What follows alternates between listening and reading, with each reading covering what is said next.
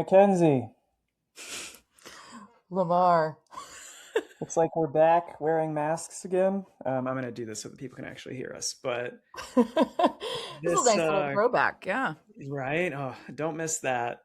We're covering Inside by Burnham Mhm. today. Comedy special, TV special, music video compilation movie? Question mark. But before we get into that, what do you remember about lockdown specifically? I know COVID took place over multiple years. It's still not completely out of our world, but like, what do you remember specifically about those first few months of lockdown? Well, I get to depress you all because I know quarantine and lockdown was depressing for everybody for various reasons. For me, it was particularly depressing the first 2 months because, well, first few months because my soul dog passed away right Hmm. before lockdown. So, ooh, sorry. And I had just moved us into a new place for him specifically. Like I got a place that had this beautiful yard for him and all these things. Um, and he passed the week before I moved in. And then we went into lockdown 3 weeks later. Jeez, And dude, and that's I brutal. had I'm lost sorry. our prior dog like months and months before. So that was actually like the first time in my life that I was 100% alone for the first time ever. God And damn, so dude. it was really, really, really, really hard. I had beautiful, lovely, I will say, silver lining friends who made such a concerted effort to check on me constantly, like video call me, messages, sent flowers, delivered groceries at random, like just very, very kind friends who got me through that. Yeah. Aw. That's a lot. I'm really sorry that that was how you. I didn't know that that's how you headed into COVID lockdown, but that's rough. It was rough. It got better. I got better, but that was, yeah, it was not a good way to start. How was it? What was yours? What was your situation? Were you with anybody? Like what? No. Well, I was going to say, first off, we weren't even friends yet during Nope. COVID lockdown. We Didn't didn't even meet know until you the yet. following year. So, Yeah. um, I remember a few things very specific. First off, like in the opposite, the inverse of yours, there were positives for me about lockdown, honestly, because Yeah. I was a teacher at the time. It was nice to be teaching virtually. Mhm. And like it just felt like I got a lot of me time to kind of, better myself during this thing, as much as it Mhm. sucked being isolated. I think I got to exercise more than I have in my life. I think I got Yeah. to read more and like pursue more hobbies and things like that. I definitely had a lot more free time, even though I couldn't spend it with people, which is kind of my thing. The second thing I remember is as things were like, I think it was the first time when things were trying to reopen. Like, if those of Yeah. you that, again, I mean, those of you who are old enough to remember, like, it was only 6 years ago, but those of you that remember it, like, there were attempts to reopen multiple times. And then it was like, never Yeah. mind, going back into isolation because it's spreading again. But I Mhm. do remember one of the first times we did a meetup with my old hockey league, and we met in like a field outside of the HEB Center, which is where the Texas Stars play. And Mhm. we just met in kind of like a field, and everybody brought lawn chairs, and we sat 10 feet apart, Yeah. and we're like talking and chit chatting and having a couple beers, but keeping the distance or whatever. But I remember the oddest thing was that we were in a circle of like 10, 15 people, and everyone was talking one at a time. And this is probably 5 months into lockdown, something like that. It's probably, yeah, summertime, so August, September. Um, and everyone was talking one at a time, and it's like everyone in the circle would sit and listen to them. There weren't like multiple Yeah. conversations happening. And I was Mhm. like, we're doing this because 5 months in, we were all so accustomed to Zoom, where only one person could be Yeah. talking at a time, and you couldn't have side conversations. So it You've was already like been you'd be telling a retrained. story, and 14 eyes were on you. No one was like trying to do side stuff, and I just thought that was such a like so indicative of like what we were Yeah. going through. Wow, what a unique experience. I remember a couple of those types of hangs of like, we're going to go meet outside somewhere. And I did more video calls than I ever had in my life, of Yeah. course. And I was hilariously virtually dating somebody at the time. And like, we were video calling for hours. It was like, I felt like I was in middle school again because you have nothing else to do but sit and talk to this person. And so, like, I don't know if Right. you remember back in the day, you're like on the phone with the girl you like or the guy you like for hours. And it was very much like that. I was like, I have been talking to you for 6 hours. This is insane. Like Yeah. it was such a weird vacuum of time. And I think everybody came out of it. And I want to know what yours was. I think everybody came out of it with a weird COVID skill, like a thing that you learned how to do that you hadn't done or that you just spent a lot of time doing while you were in lockdown. Like, do you have a like COVID talent or skill that you got? No, I don't think so. Like I was going Really? through my head. It's I'm so like, I funny because don't I hear think. people be like, I learned how to knit, or I learned how to do my nails, or like whatever. Like, just people learned weird things because they were at home doing nothing. I feel So like that's like I'm not. I don't want to make like gender stereotypes you're here, like, but I that's a feel girl like thing. women all got really good at stuff, whether it was like baking bread or knit, like everything, Yeah. like I feel like guys just masturbated a lot more in COVID. Like, it's just like Mm-hmm. plenty of me time. I'm bored. I Um, got I got nothing to do. Why not? yeah, it's just might as Well, I got a fun skill, and I've bragged about it before on the pod, but I don't know if I've said what it was from, which was I did have a friend at one point in lockdown who lost his job. So he came and lived in my guest room, well. and he bought me as a thank you, presumably on a credit card, I have no idea, a Nintendo Switch. And as Nice. I have mentioned on the pod before, I'm not a huge gamer. I've never like been really good at video games, whatever. But he got me the Switch with the Mario Kart kit. And so like the game included or whatever. So I fucking played So you're Mario great at Kart Mario Kart now. for hours and hours and hours. And with Uh, this guy too, so like I was racing, like I overtook him by the end of it. And yes, I would challenge anyone to a Mario Kart race because I can fucking crush. nice. Go. That's awesome. Going back to something you said before of like dating people, that was actually when Janelle and I we had reconnected before COVID, but Hmm. COVID definitely accelerated things. But I remember, Yeah. we had to get creative and like we were playing like beer pong over Zoom. Like we would like set up cups separately in our homes and like play drinking games. And like You you said, just would talk figure for out hours. beer pong over Zoom specifically. That Yeah, is I hilarious. will say, like, not that I, if I could undo COVID, do I wish it hadn't happened? Yes, but one of the few positives, because I'm a, sunny side kind of guy, one of the few positives was I did get to connect with friends that are Yeah. longer distances away more than I had Yeah. before. All my friends in New Jersey, we would do kind of Zoom parties and we would figure out ways to play board games or Jackbox games or Hmm. something and just get on there, chit chat. And I think I've seen, my college friends in New Jersey more in that 1 year span than I have Yeah. since or before for the previous decades. So yeah. Yeah. No, I think a lot of people got to because it's similar to me to you. I got to just reconnect with people because you just had time. Like you had time to make phone calls that hadn't made in a while. You had time to get Yeah. on a FaceTime or a video call with somebody that you didn't used to. So, yeah, I do think that was one positive takeaway. There are lots of not positive ones, which we'll talk about Oh, in this special, I think, a little bit. But hooray. on the whole, we have some good takeaways too. Yeah. All right, let's roll.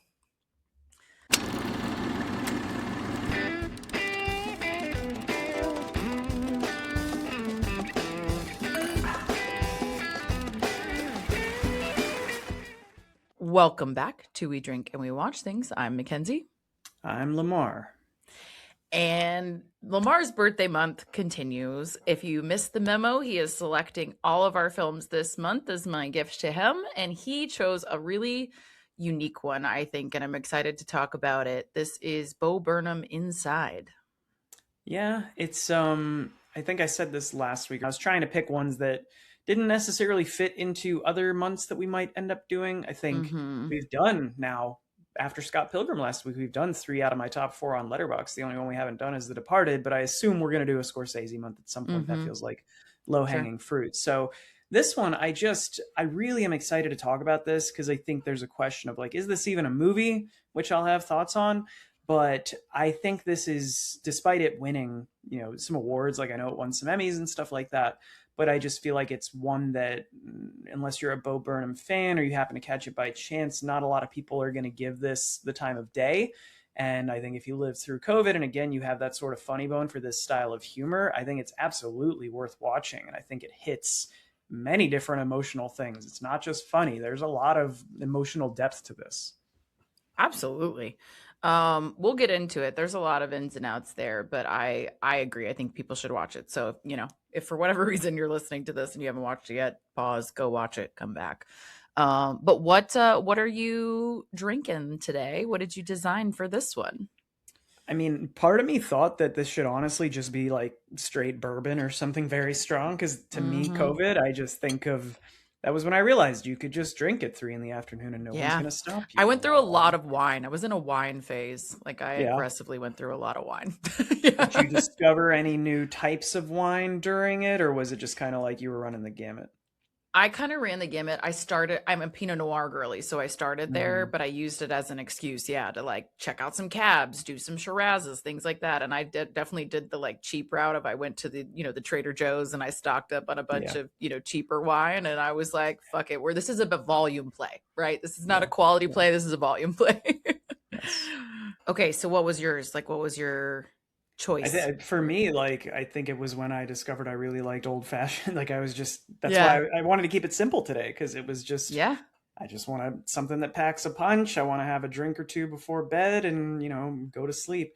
I do remember, yeah, getting really into old fashions, and I remember playing. Again, there were perks to being in lockdown and interacting with folks that you didn't see often. So I remember my best friend Matt, who also was on the podcast actually once, but also listens. He was on our Jurassic Park episode, but we were playing on like VR headsets, and there was like a mini golf game, like a crazy ass setting mini golf, and I would just be sitting there with an old fashioned with this giant thing on my face playing mini golf with my best friend. Like, so there were perks to it, but I would Yeah. say it was just very strong drinks during COVID. Yeah. Drink your Yeah. way through it. Yeah, so pretty much very fitting for what we're going to end up doing today. We're calling this one Stir Crazy for obvious reasons. This is 1.5 ounces of scotch, an ounce of drambuie, and half an ounce of amaretto.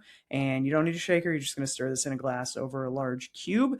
And it's basically a take on a rusty nail because a rusty nail is like half and half scotch drambuie. So we're just adding a little amaretto Hmm. in there, and it's pretty damn tasty. So I was gonna say, do you like this? It's not too bitter at all for you, actually, it's pretty sweet because Drambuie like is it? offsets the scotch already. Because I like a rusty Is it? nail more than I'll drink straight scotch. Apologies for losing some masculinity there, I Yeah, guess. But like, I like a sweet drink, so I and know then the you do. So I amaretto was puts like like a kind of different spin. surprised. I'm looking forward to trying this one when I can do Yeah. that. Well, All cheers. right, cheers. I guess I shouldn't cheers you because I'm drinking water, but okay. Yeah, this tastes like I'm gonna make it sound bad, but it's like the best version of like a caramel type candy. But it doesn't taste like overly sweet, but it's like Okay, drinking a caramel, but it's a little subtle. I like caramel. I'm Yeah, here for well, there you that. go. You're gonna like it. All right, someday when I drink again. Okay. All right, let's do some basics and then talk about this incredibly unique film slash show slash comedy special slash whatever we want to call this. Anyway, Bro Burnham Inside. This came out in 2021. He filmed this during lockdown, as we said, and it's got an 8.6 out of 10 on IMDb and a 95% from critics on Rotten Tomatoes and 93% from audiences. So pretty universally acclaimed, I would say. People can deeply relate to this one once they see it. Yeah, I think if Yeah. you've seen it and you get it, not just like like I said, there's two elements. You Mhm. understand what lockdown was, and you didn't have a Yep. great time during it, so you can relate to that. But also, you're okay with Bo Burnham's brand of comedy, which isn't for everyone. Like I get it. There's some Yeah. stuff in here that some people might be offended by or think is too dark, but it's like right up my alley. So this is why I picked this one. Is it gets me, and I get it. But I feel like if you've seen it and you get it, you probably appreciate it. Yeah, I agree. And I have been a Bo Burnham fan for a long time. So when this came out, I immediately watched it. I don't know that everybody did because to your point, they were like, what is that? Like I don't really get that. Yeah. It's very different style. But I was super intrigued. And for those who don't know, he had actually stopped performing live before this. So like I had seen him on tour at one point and really liked him, but he hadn't done anything for a hot second. So it was like a nice resurgence for him to be back, but it was just very interesting material. So all that to say that it is pretty much everything is by him when you go through the basics on this written, directed, music, cinematography, all these things. I will just for the sake of credit where it's due, he of course had like production help after the fact, and I think that's fair to call out. So he had some people help him with the sound, the ultimate sound result. There's a few editors involved there. He had some help like from the music editing and things like that, and then he had a producer partner on this, Josh Senior, who helped him produce this. So I did want to shout those people out. But on the whole, it is, it's him, the man, the myth, the legend, just doing it Yeah. all, one man We show. we called out the awards. It won at least three Emmys, but he was the first person to win three individual Emmys for like Yeah. directing, writing, and I think music or something like that. But like that tells you how much he fucking contributed to this. I even put down Mm-hmm. in my notes, I'm blown away by not just what one creative person in a room can do in an environment like this, but when Mm-hmm. he's singing and playing and operating the lights, because all of these have Yeah. manual operated like lighting cues Yeah. and things like that of what he's doing in here, and like recording it, it's insane. Like all the credit to him for going above and beyond what could have been just like a pretty simple comedy special, I think. Yeah, I mean, truly like a one man show, not Yeah. just like I'm going to sit here and do a bit of stand up on a stool. Like it's a one man show for sure. But because of the unique way that it was produced, we don't really have budget information. I mean, obviously he had gear and things like that I'm sure he had to spend money on. But on the whole, none of that is shared or really recorded. What I can share is that Netflix paid 3.9 million for the special. So the end result was pretty well received, 4 million, obviously. wow, okay. Yeah. Yeah. So pretty solid. So quick summary for you guys, for those who don't recall, haven't seen it in a minute, or want to consider seeing it. It is a musical comedy special shot and performed by Bo Burnham alone over the course of a very unusual year. Very accurate. Yeah, I find that interesting. I guess, can we throw down a spoiler warning here? I mean, Yeah. Okay. it's Turn early, but around. Don't drown. It's spoiler time. I don't know how many like spoilers there, because that's, I think, the first thing I It's want a to weird debate one. today Yeah. is like, would you consider this a movie? I have my thoughts, but would you consider this a movie? No, No? Why not? not really. I just don't think it really has a plot. It's not really like it doesn't have a momentum moving plot. I think it's a series of skits, kind of more than anything else. I do think there's a through line, of course, of like this experience that he's having, but I don't think there's really a timeline, and I don't imagine that he envisioned it that way. You know what I mean? I think he envisions it as a special. He doesn't get to tour. He had just considered, he actually has crippling anxiety, and so he was not performing for a while. He had finally worked on some of that himself, where he was feeling like he was going to tour, and then lockdown happens, and so he decides to do his special in this format instead. And I think it turned out as this very unique special for that reason, but I think he viewed it as a comedy special. So I see it as a comedy special, one man show type of thing. It's definitely not a traditional comedy special, but I would say I think it's more of a one man show. It's very weird to compare it to this, because I had never heard of this until one coworker of mine 4 years ago mentioned it. But apparently, I think it won Oscars or it was nominated. But have you ever seen? It's technically a documentary, but it's called Baraka. I don't think I so. think it came out in like the late '80s, early How do you '90s. spell that? Baraka, I believe. Oh, okay. Um, but it's I do too. essentially a documentary without dialogue. Like there's no narrator telling you what you're looking at or what the story is they're trying to tell. Mm-hmm. It's more just like a sequence of a bunch of things shot around the world and Mm-hmm. strung together, where kind of like your mind makes the narrative. I think this is Yeah. the movie was probably designed for people who are under the influence of something, because I think that probably would make it more enjoyable. I thought it was fascinating though, but Yeah. like, for example, it'll show various like dancing around the world. It'll show like a tribal dance in one Mm-hmm. country, and then it'll show like a more traditional like American, like on a dance floor type of thing in a ballroom. And like you're Mm-hmm. in your head, you're stringing together what these things have in common. It's not always that on the nose. Sometimes it's Right. showing you factory footage of like people making clothing in Mexico, in like a factory there, or like a labor spot there.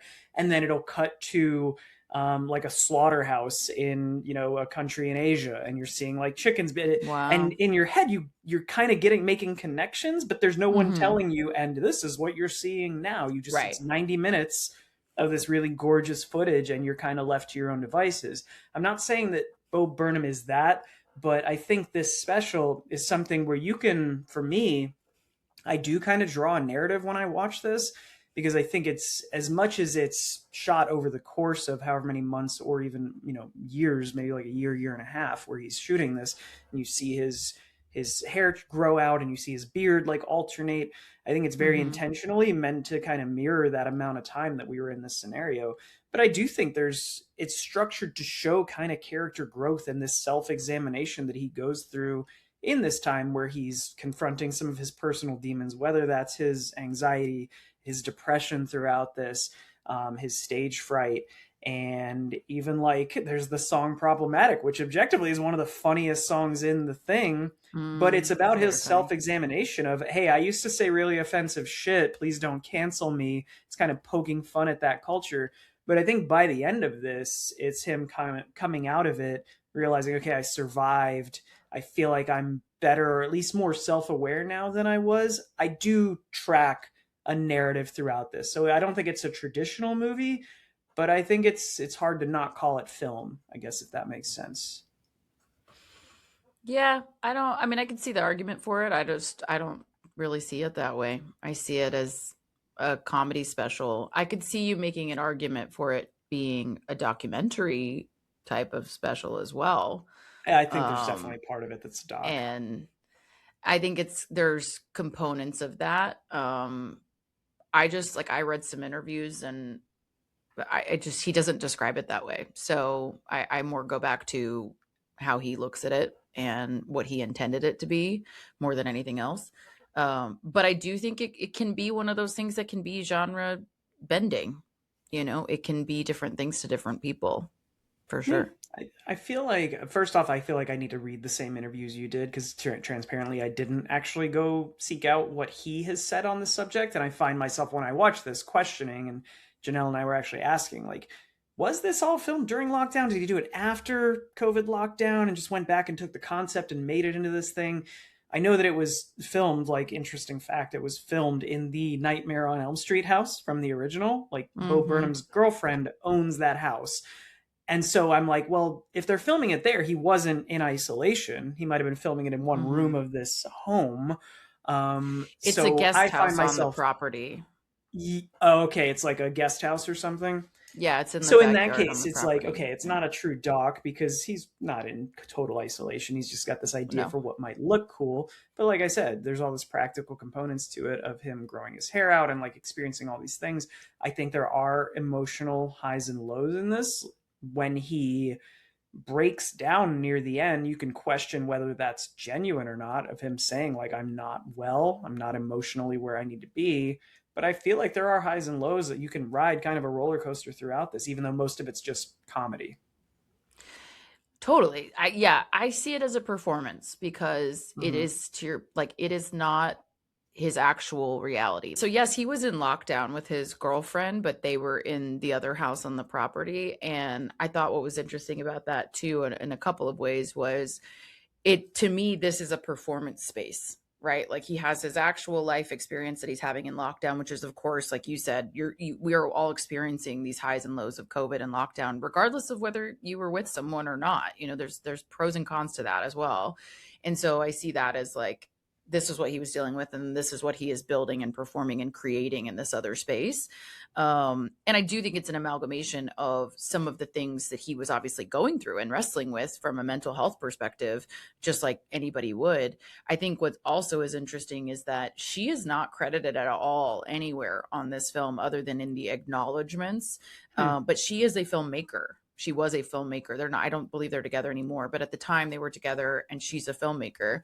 And I would think that she would be involved in the production of this, but it doesn't seem like she was. He doesn't shout that out at any point. But one interesting spot that I thought was fascinating is during the scat of the unpaid intern, where he's like Hmm. in all black and he's doing like the jazzy scat. Great bit, yes. Great bit, love it. there's a reflection of her in his glasses for like a split second. So she And was okay. I was under the impression, like when you were talking about that, I assumed Bo Burnham kind of seems like a control freak, where he would be like, "Hey, I'm just gonna go into this back house and do my thing. Just leave me be." But yeah, I mean, if she's there, then maybe she was doing some supporting I stuff. don't know. I'm just so curious about it. There's no mention of it anywhere in anything that I saw. I did like dig into it a little bit, but she, I think her name is Lorene Scafaria or Lorena Scafaria, something like that. She's not physically doing anything in that in the reflection, by the way. She looks like she's just watching. But she was there for a quick second. So I'm just so curious about how that informed this project. Both being in lockdown with her and also her being a filmmaker and like what that would have contributed to this project, but there's just no mention of it. And so I don't mean to lob like a bomb that goes nowhere, but it just was one of the things that was so interesting to me that I learned. No, I mean, I think that it takes away a little bit because I've seen this probably 3 or 4 times at this point. It takes away a little bit to know that it was sort of manufactured. It was more him taking the concept and creating this special out of COVID, not that he was actually doing it because he was by himself in a room. That takes a little bit away from like the Well, they were in genuineness of lockdown it. for part of it. Like he was dealing Okay. with COVID, but he was with her. Like she was, Okay. they lived together already and they were in lockdown for part of it. And then lockdown is lifted and he's still finishing the special. And I Got think it. that's where you see So like he's I going and don't think reminiscing on that. yeah, it changes my perspective slightly, but I mean, I'm not sitting here like pissed off that Matt Damon doesn't actually know how to fight with using magazines in the Bourne movies, right? So like it's a movie or like it's a produced piece of like Yeah. fiction, and I think it still works knowing that. I would more be curious if they did break up, was it because they were living in the Nightmare on Elm Street house and he was having bad dreams? What are the Maybe. odds, you know? Just He saying. doesn't address this at all. We have so many He questions. I doesn't want talk to, about Freddy Krueger at all in any he of the doesn't. press materials. Well, They I could have do done a think like, crossover. yeah, we have questions I would like to have answered, I would just say. But no, I think it's, again, this is where I look at it as like, this is a production, and it's Hmm. just like comedy specials aren't facts either, right? They're all performances, these, comedians who get up there and talk, create a bit or, some people are real life humorists, of course, they take for their real lives. But so many people are writing these scripts, they're writing these jokes. It's not different than that in terms of he is creating this special and creating some of this content.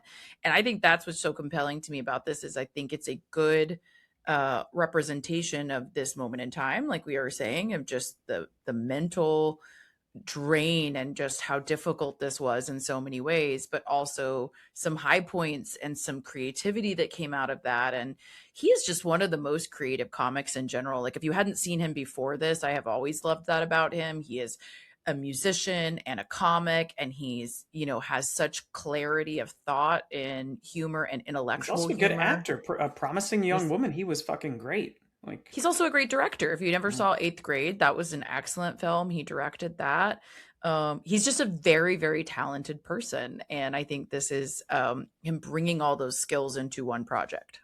yeah, I said at the beginning that it's just incredible what one person by themselves in a room can do. And there's so many little things in this. I want to give a shout out to my friend John Braun, avid listener of the podcast, because I messaged him after seeing this for the first time and I went, this is something you would do. Like I could see him just since college. He's been one of the most creative people. He wrote a musical when he was in like junior year of high school. And I went and saw it randomly from another high That's school. awesome. And that's how I was introduced to my friend JB. So just props to him, but props to Bo Burnham. It reminded me of my friend, and the stuff he does in there's just so many little things. Like the movie starts with content, right? And he's singing this song about Mm-hmm. just like, hey, you missed me, like, hey, you're in lockdown, here's 90 minutes of entertainment. But he's got the headlamp on, Oh and my then god, he the just hologram like the so big funny. moment he aims it up at a Listen to the disco disco ball ball. I when know. he does the 30 song, he's got the cell phone camera, like the light behind Mm-hmm. his back, and he's just doing like the flash, and then he does Mm-hmm. the 360 spin. And he just has a bunch of projectors and lights, and he finds Yeah, these incredible ways to make every song feel like its own unique thing. totally. I agree, and I think it's very self-aware of facilitating this type of structure and content. Like I love relatively early on. You've already gotten one bit, but he talks about what he's building and that this is going Mm-hmm. to be a special and what his idea was for this, and that don't expect smooth transitions, and then it cuts. Cuts, hard cut. And I just love that because it's like it's teeing it up to give you some real creative freedom, first of all, but also to let these transitions feel appropriate and fitting for the subject matter. Because I do think it is like, I don't know, I do think there was this kind of manic state that we were kind of all in Mm-hmm. COVID a little bit. And I certainly relate to the mental health struggles, not least because of my dog, as I mentioned, but also like I really struggled with sleeping. I didn't have a Really? normal schedule at that time, and I was doing contract work and I was traveling a lot. Weirdly, like I'm probably the most COVID tested person other than first responders that you know, because I had to Hmm. be tested every day on the projects that I was on. And but anyways, so I would be home for weeks without a structured job, and then I would be traveling for weeks, and then I would be home for weeks. So it was like that. So I felt like I was getting a little loopy because I was not sleeping enough and I was having a very hard time getting to sleep. And I eventually ended up having to have a virtual doctor's appointment and get a prescription filled for like an anti-anxiety like trazodone that makes you sleepy so that I could go to sleep. And it totally helped me and got me back on track, and I didn't have to keep taking it, which was great. But there were these like weird moments in that time where I was like, what am I fucking doing? Like, what day is it? What time is it? Like, you Yeah, just feel time totally, became a fucking construct during COVID. yeah. I could And I not feel know like you what see day it that was. happen. And Yeah. and he's saying he's like, I'm not well. And I remember saying that to my mom on the phone of like, I'm not doing well because I am not sleeping and like I can't figure out this out. So it's like it's very relatable, I thought. There's to your earlier point, and we've used the word documentary a couple times.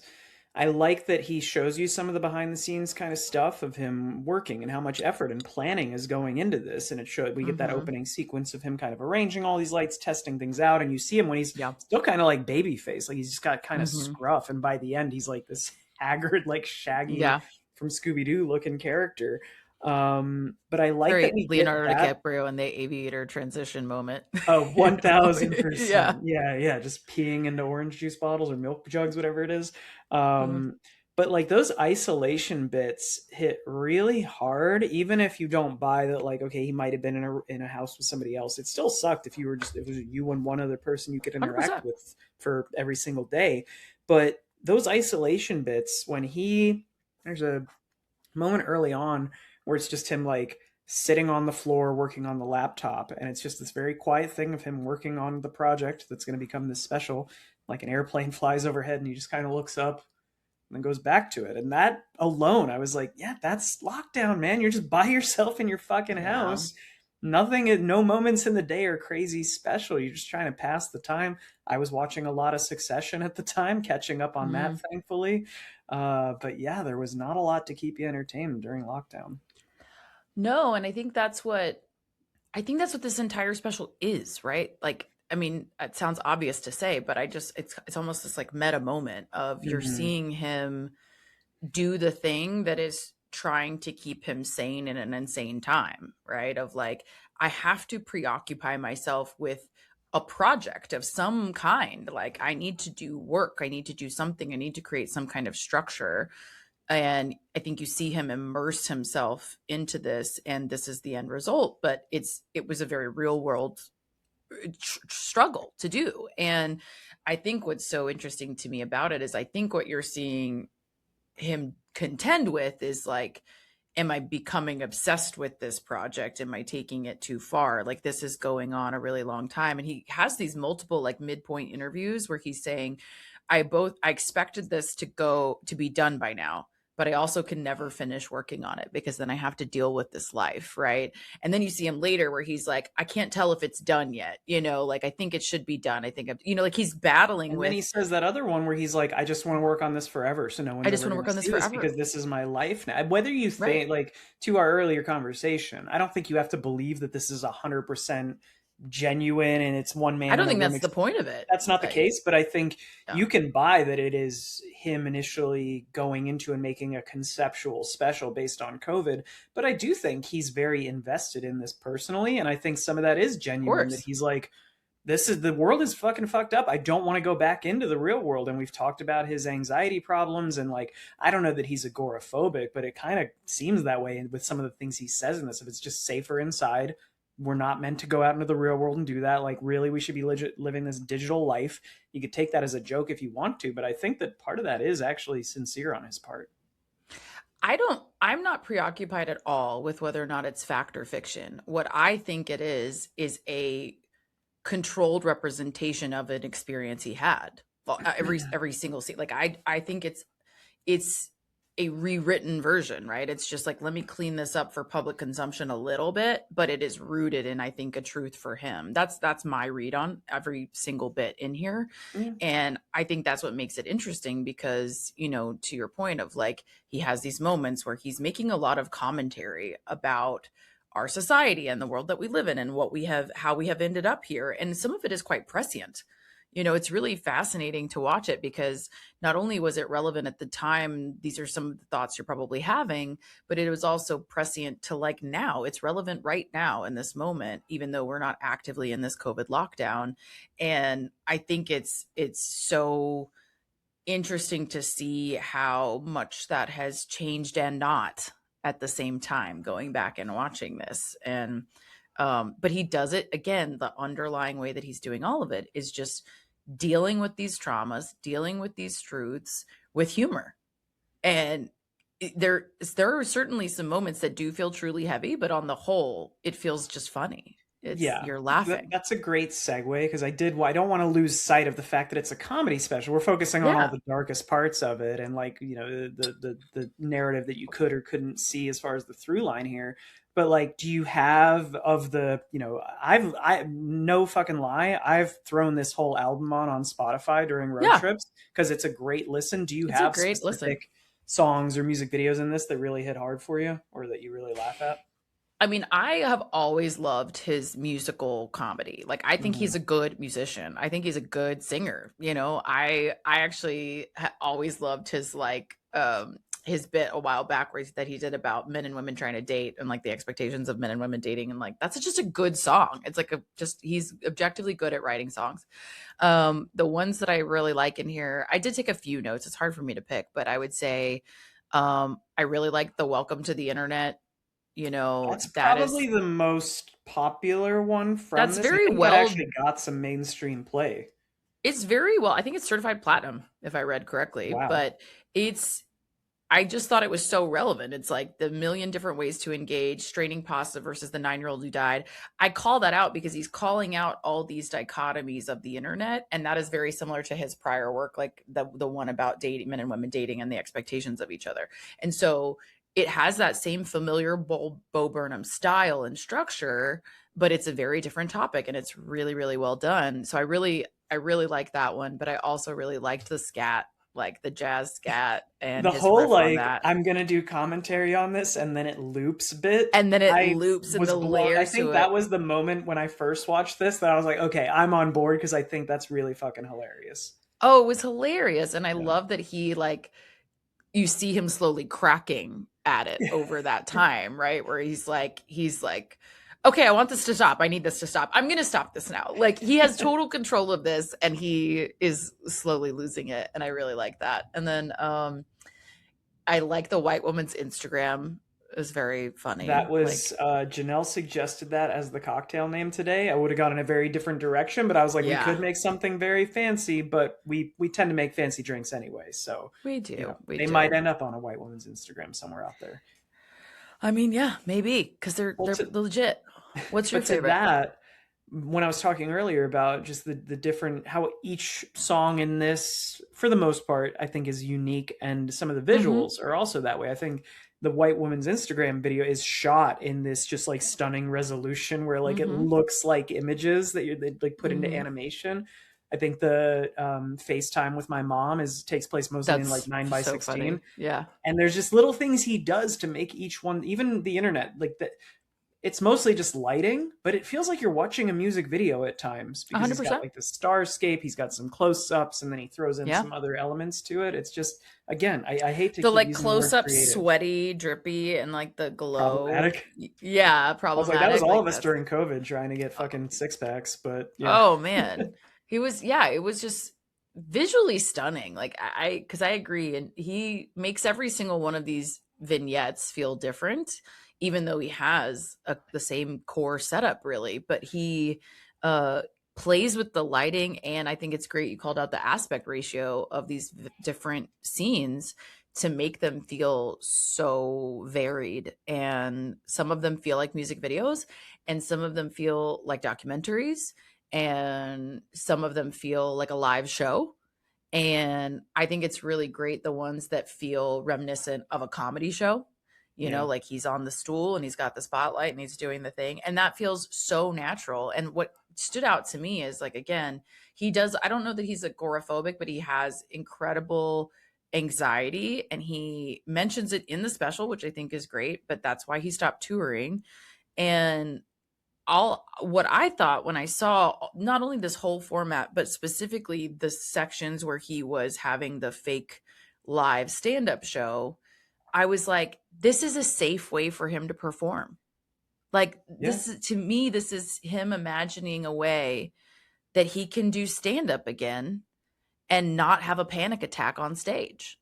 And I just felt for him because I was like, I like how hard must that be to this is something you are so good at. We're seeing it happen, and you're even faking an audience interaction and it's working and you're doing it really well. And that's a thing that terrifies you, even though you're really good at it. Like this is something that is really scary for you to do in real life. And this is how it feels safe. I just thought that was Yeah. fascinating. He calls out multiple times in some of the song lyrics. I think it's in the opening one, comedy, well, second song, comedy, and then it comes back up at the end of like, um, I want to hear you make a joke when no one's laughing in the background. And to your point, when he's Hmm. doing it by himself, it's just him in a room by himself recording stuff and hoping that when it's put to video and on Netflix, people will laugh at this.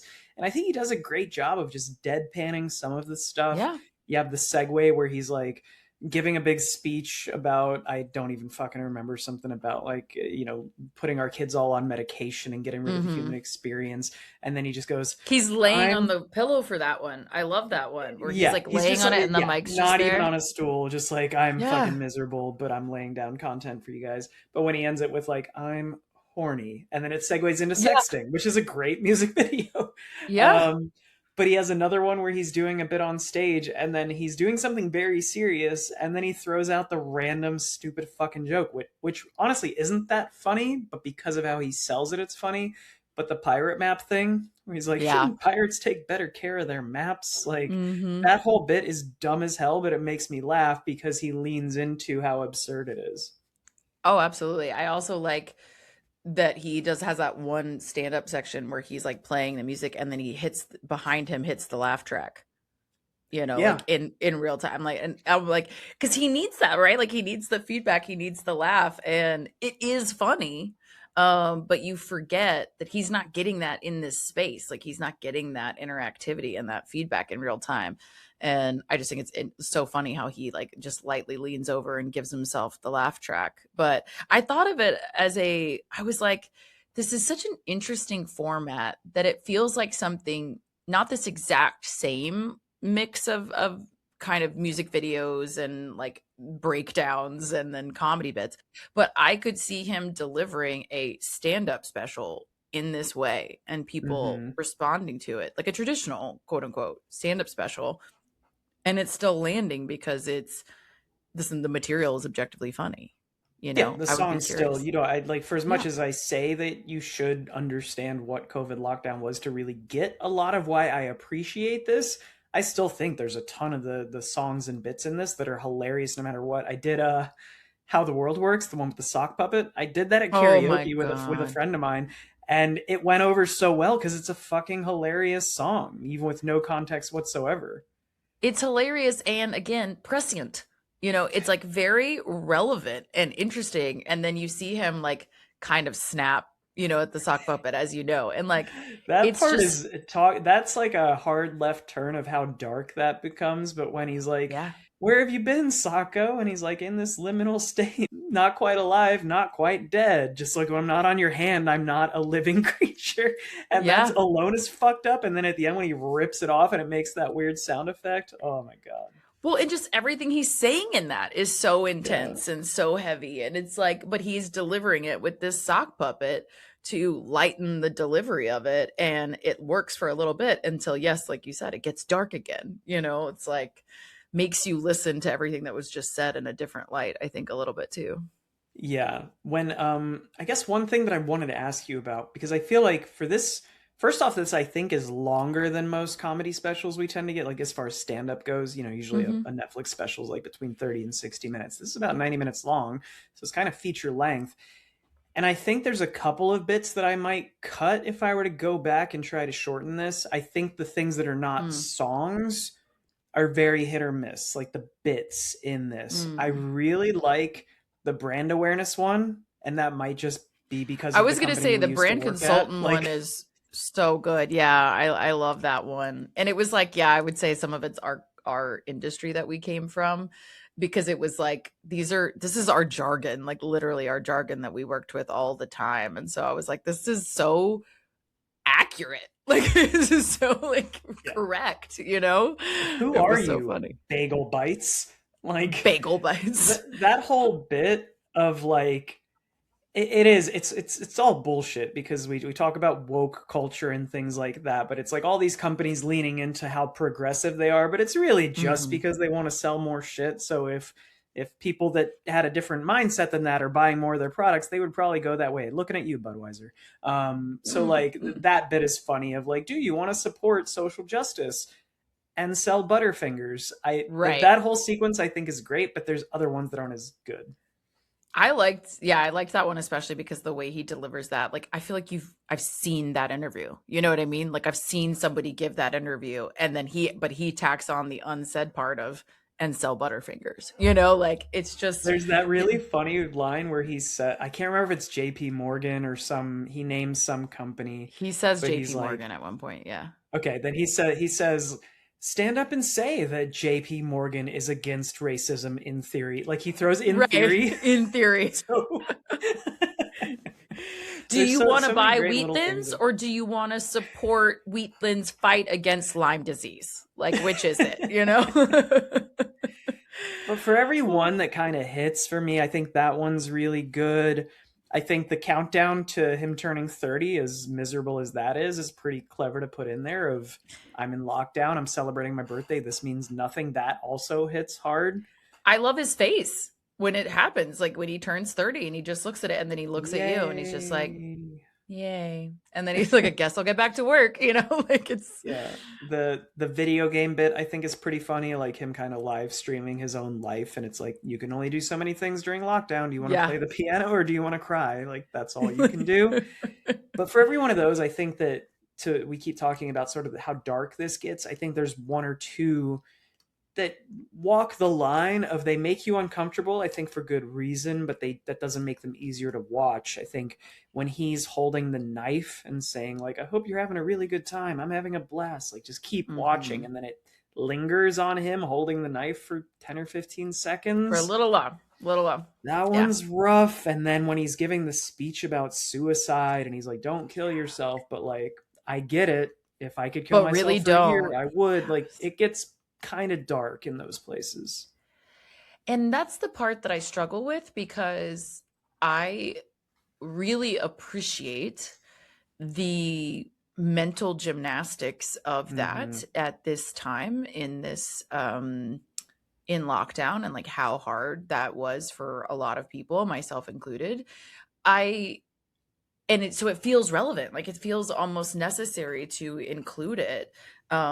I don't know if I love his handling of that specific topic. I have personal experience around those topics, and it feels, I don't think he's trying to do that, by to be clear, but I think it does feel like it's making it a little bit more of a joke, because I think he's trying to lighten it a little bit, and I think it's very hard to lighten that It doesn't Yeah, quite comedians have a land. tendency to try to cope with everything through Yeah. humor. And I Yeah. think as somebody who does that, sometimes I have to check myself and ask before the words come out of my mouth, like, oh, this makes me feel better in this situation, but I don't think it's going to work for everyone here. Because he's trying to say, he's like, if you're thinking of, and he says it's the tone of voice he says, but he's like, if you're thinking of killing yourself, don't do it. And he's like, I've had friends that kill myself, and honestly, not a great time. Like, Yeah. the thought is his heart is in the right place, but because his tone of voice sounds like he's making light of it, it doesn't Yeah. play, and I get that. Yeah. I agree. And again, I didn't read any ill intent, so it doesn't upset me. I just don't love it. It's not one of the bits that I love for sure. I do think it's a recurring theme for him a little bit. Like you said, the knife scene's another one. He has another breakdown that we see. I don't think the breakdown is real. That's what I mean by these are manufactured representative moments. Like I think he Yeah, had, real breakdowns, of course, but I don't think that he's filming them in that way. And so I think it took me out of it slightly, not because he's like a terrible actor. He's a good actor, but like you could just feel it wasn't in that moment, right? Like I don't know, you just couldn't read it that way. But I do think it's an important theme for him I during would. My lockdown. guess would be that, and I'm with you. I think when I watched it the first time, I found myself questioning, like, is this legit or is this something that's staged to sell? But Right. at the end of the day, I would say to what we've already said before, if that was not a genuine moment, I think it is trying to replicate a genuine moment. I'm sure that he Right. had those thoughts and had that moment and Absolutely. was crying in his house and then was like, I think it's important for the story I'm telling in this special to Totally. have this moment in there. Yeah. Yeah. Yeah, I agree.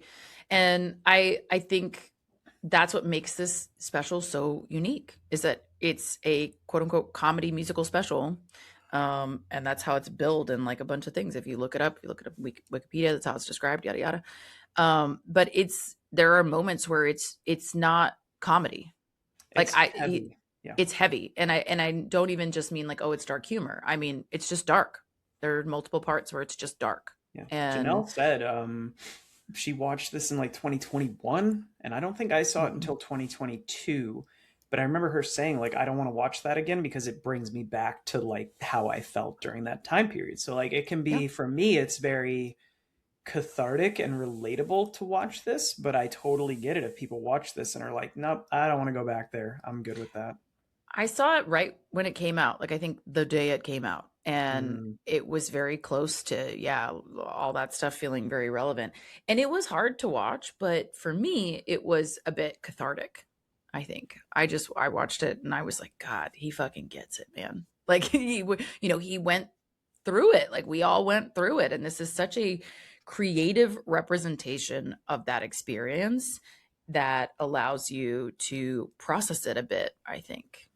So I thought yeah, it was very effective in that way. I totally agree with that. There's very little I would cut. Um, I think the intermission, the fact that we have an intermission scene where he's doing the windows, and then immediately after that he sings a song of like how are things go, like it's kind of an intermission song. Those feel a little redundant. Mhm. I don't think you need both of those. If I had to cut anything, that middle part kind of drags a little bit. Um, and then there's one other song. Oh, the feeling like shit song. Mm, That one is so yeah. unmemorable for me. I think there's like one line in that that I laugh at, and that's when he's like, big old motherfucking duffel bag of shit. That's the only line I laugh at. The Mhm. rest of the song is kind of like, well, we've kind of covered that in other stuff, but Yeah. those are the only two parts of the movie that I'm like, could probably cut 5 or 6 minutes from the runtime here. Yeah, and I don't know if you watched the outtakes at all, but I there were a Yes. couple outtakes that I think could replace a couple of those that I actually thought were a little What would better. that I be? agree. There was just like one bit that was like kind of he was it was like a dialogue bit, and I Mhm. think it could have replaced one of those intermission things that, or come back from intermission with that, and it would have felt like a tonal shift, rather Okay. than a little bit redundant, just Yeah. complimentary. But on the whole, I agree with you. I don't think there's a lot that I would cut. I think it's I when I saw it the first time and on rewatch, I was like, this is just so unique. I think it gets so much credit for that from me, for being something that's just unexpected and creative.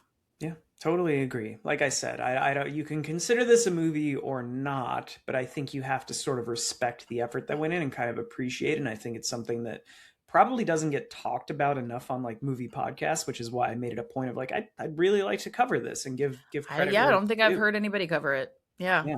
But like to me, when I watch this, I it's a personal thing, but I can, as somebody who loves comedy and loves to laugh, but also like has those heavy moments, I feel like I can ride this on an emotional wave throughout of, like I said, the ups and the downs of you're in hysterics throughout half of this. And then other times you get really fucking miserable. And I think it all lands in the last 20 minutes or so because you get that funny feeling, which is a really heartfelt song about the world and about how fucked up things are. And then you get, after his breakdown, All Eyes on Me, which sounds like, if you looked at the lyrics, you would think it was just this generic kind of like hip hop song. But then when he gives that speech that you've referenced multiple times of I quit comedy and then I finally felt okay and then this funny thing happened. It's like Mm-hmm. that hits home for me of just how much we kind of missed out on during this time. So I think that that's the clear, if I'm making a defense of this, like that is the climax of the film to me. And then from there, we kind of get the falling action of just like one or two more songs, and then he brings us home. Yeah. Do you have a worst fact for us for this one? I don't think I do, because honestly, there's not a lot of facts on Yeah. IMDb for this, because I guess it's just, like when there's one person on set doing everything, there's not a lot of Mm-hmm. behind the scenes stuff. But yeah, I don't think I have one for this week. And you don't even have to ask me what the golden garnish is. Like Bo Burnham, he's everything to this. So I guess I'll go with Bo Burnham. How about you? Who are you picking? Who am I picking? Let's see. Bo Burnham, the music, Bo Burnham, the You you cinematographer, can Bo take Burnham, the Freddy visual Krueger. He effects. was the host. He was like the He was the Airbnb. host. Like, Yeah, I mean, obviously he gets the golden garnish, but I think like in what iteration is he the most powerful in this? I think is an interesting question. Um, it's so hard to point to one thing because I think it's all his creation. But I also, what I have always loved about his comedy is I think he's a hilarious, creative songwriter. I mm-hmm. think he's a really good musician. And, like, and I don't mean like player, I just mean all around. He brings these pieces of work together in a really cohesive, creative way. I think his songwriting is very strong. And obviously his comedic writing is very strong, but that combo is really cool. So I think that's probably what I would call out. Yeah. It's Song consistent of him across all of his comedy, but that's my favorite thing, I think. yeah. Songwriting, comedic. I even think his dramatic timing in some of this is really good. We mentioned problematic, which again is one of my favorite songs on this because it addresses, like, we've talked about cancel culture on the podcast before and like what's Mm-hmm. okay, what's not, and like, okay, the Blazing Saddles, some fucked up stuff in there, but it's considered the greatest comedy of all time. So like, where do you, it's your moral compass. So I like that he examines that in this. And there's the scene of him watching himself as a child play the piano and play his early songs and just kind of like sitting Mm-hmm. there very like He's offended. very Yeah, like, just oh, I can't judging believe I himself. did Yeah. these things. I love that it's kind of mirrored at the end when he finally goes outside of the door and we have the quote unquote live audience where he's like, oh, I'm finally outside. I want to go back in. I can't. And I then want to go everyone's back in. laughing at him in this absurd moment. And then it cuts to him watching that footage and he's just stone faced. And then we get the slightest hint of a smile as we go to credits. And I just think that, like, Bo Burnham, all credit to you, man, because that is just a great like closing moment, I think.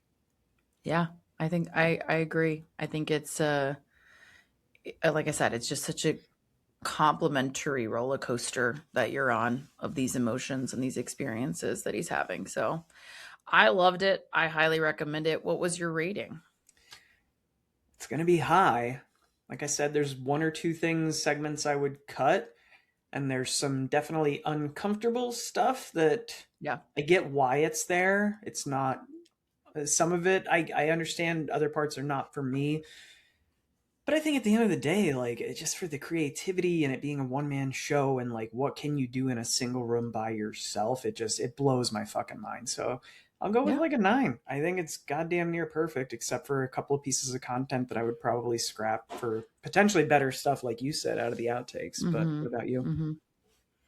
Yeah, I think the same actually. I think it's like a 9. I just think it's so unique, like I've said too many times at this point. But that was my first watch experience of like, wow, this is so groundbreaking in so many ways and so different. And then on rewatch, that holds up for me, and I don't think we've seen stuff like this. The only thing I will say that feels reminiscent, although a very different application, is the way Mike Birbiglia does his shows now. If you watch Hmm. him, he has transitioned some of his comedy into being kind of one man show esque as well.